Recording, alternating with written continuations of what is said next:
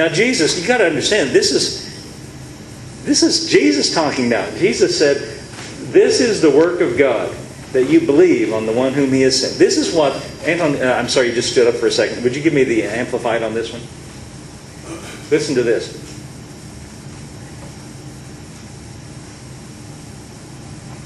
Jesus replied and said, "This is the work, the service that God asks of you, that you believe in the one whom He has sent."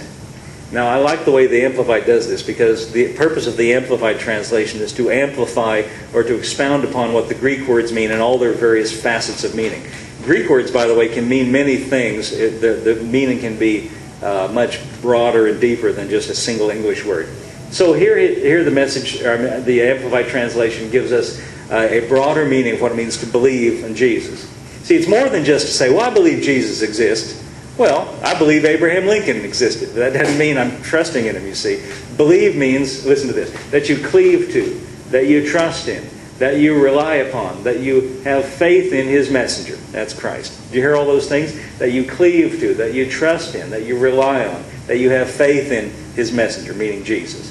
Well, that's the service, that's the work, that's what it is that He requires of us. He's asking us and requiring of us to put our faith in Jesus. That's the message here. Now I've got one more for you before we go. This is actually an account from the Bible, but I want to use it as an allegory.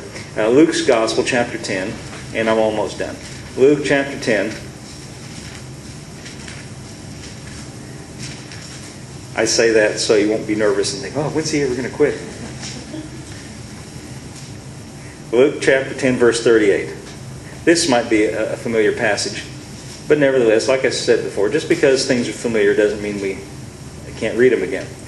This is an account, and I believe this really happened, but it also is illustrative, I think, of what we're talking about today.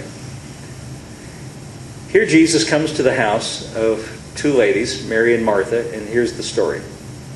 Luke's Gospel, chapter 10, verse 38. "Now it came to pass, as they went, He entered into a certain village, and a certain woman named Martha received Him into her house. And she had a sister called Mary, which also sat at Jesus' feet and heard His word. But Martha was cumbered," and that word there means distracted, "about much serving, and came to Him and said, Lord, dost Thou not care that my sister hath left me to serve alone? Bid her therefore that she help me." Now let's stop for a minute before we read any further. Martha, it says, is cumbered or distracted. She's unhappy. We can see that for sure. All we know about Mary is that she's sitting at the feet of Jesus. I would say that Mary has adopted a posture that tells me she has a Christ-centered attitude. All she's interested in is to sit at His feet and hear His word. And that's all we're told about her. But she seems to be sort of at rest, we might say, sort of peaceful and at rest. She's sitting at Jesus' feet to hear His word. Martha, her sister, is distracted and she's upset and she's criticizing her sister and she's unhappy. What's fascinating to me about this story is that here are two women, two people, it doesn't have to be women, it could be anybody, two people in the presence of Jesus. They're both in the presence of Jesus, but they're having different experiences, though they're both in the presence of Jesus. How can that be? How can it be that, in other words, we could say it this way, here are two Christians, they're both saved, they both know Jesus, but they're having different experiences in their life. How can that be? It's not His fault. You know, the difference is how we regard Jesus. And the difference between them is how they regard you. Why did that come so loud all of a sudden? How do they regard Jesus? The difference is this. Yeah, thank you, Anton.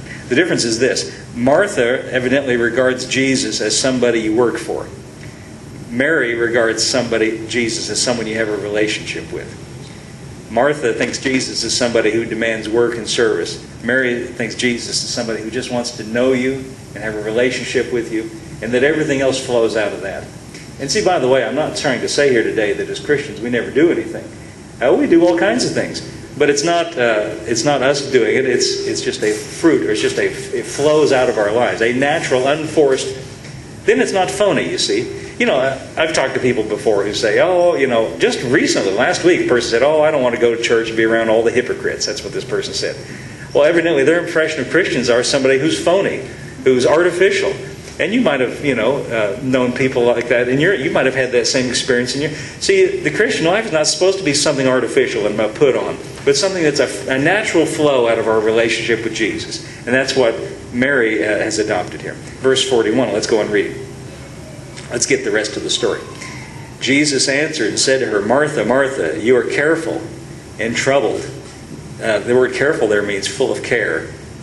Full of care, another translation said, you're fretting and fussing about many things. Notice that. You're fretting and fussing, and it's about many things. And then by contrast, verse 42, he says, but one thing is needful. Or we could say it this way, only one thing is necessary. He says, you're worried and upset, and it's all about many things, but he says, really, there's only one thing that's necessary or needful, and Mary has chosen that good part, which shall not be taken away from her. He's saying, you're, Martha, distracted and upset because your mind is on many things, and although her attitude, I mean, her heart is right, she wants to serve Jesus, but you see, it's not service that he's after, it's you. It's not your work he's after. Listen, God and Jesus, they're the creators of the universe. I mean, it's not that they need slaves. It's not that they need work. If there's something needs done, they could just speak a word and have it done. They want you. And then what you do is just a natural fruit or an outflow of that. He says, but only one thing is needful. Only one thing is necessary. Well, what is that one thing? Well, he says Mary chose it. Well, what is it that Mary did that's needful and necessary? Well, she just sat down at his feet to hear his word. She just, in other words, I might paraphrase and say it this way. Her heart, Mary's idea was, Jesus, I just want to get to know you. Right? I just want to get to know what you got to say. I just want to hang out with you and get to know you and get to know what you've got to say to me. So I'm recommending this to you as a better way to live the Christian life, a Christ-centered life. Not you-centered, but Christ-centered. The Christian life, again, is not about you and what you do. It's about Him and what He does. And it's not to say we don't do things. We do all kinds of things. So many things, we're probably not aware of them all the time. But what happens is when it works that way, when you're just walking with the Lord and things happen that you didn't manipulate or force, then you can't take credit for it. Then it's just Jesus working. I've had people say to me lots of times, something you said, really helped. Well, I don't remember it. What was it? And then I don't even remember saying that, or doing that or whatever. It's just an outflow of our natural lives. Let's all stand up today. I think you got the idea. Jesus!